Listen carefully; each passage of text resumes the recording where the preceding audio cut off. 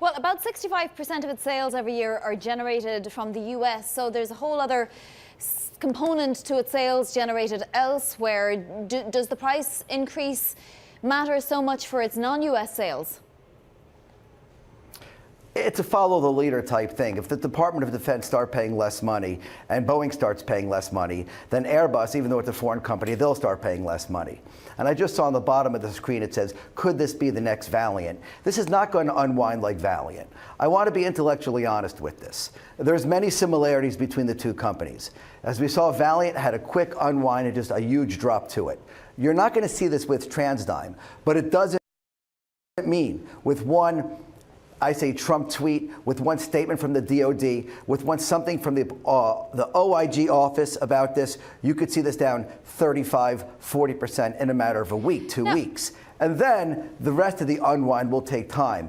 So this is not in the same, it has many of the components of Valiant, which is an over-levered company dependent on raising prices, but don't expect to see it down 85% in 12 months. Well, we're at 234.06 right now. Can I ask where you shorted it? Oh, God. I mean, I've been short. This is my second report on the company. So I'm short the stock at higher prices. But I mean, this goes much lower. Once the DOD starts paying attention, and they're starting to pay attention, there's been wonderful work done by a group called the Capital Forum. So for people who want to see the actual changes in government, I recommend you subscribe to the Capital Forum.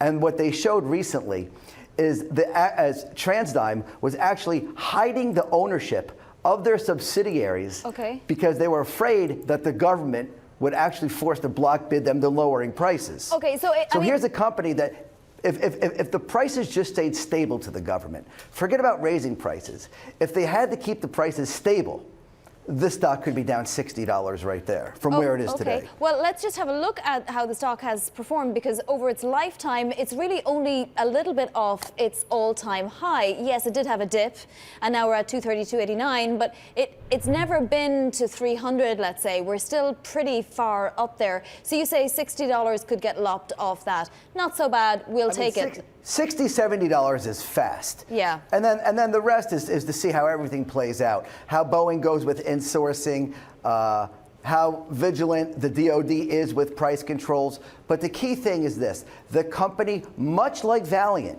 and was hiding with Philidor, the company is using different ways.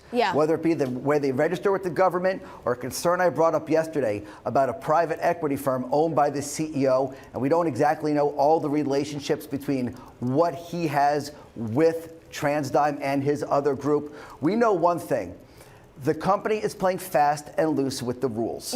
And when you do that, and you maintain this type of leverage, it's a dangerous investment. Well, let me ask you, have you spoken to management?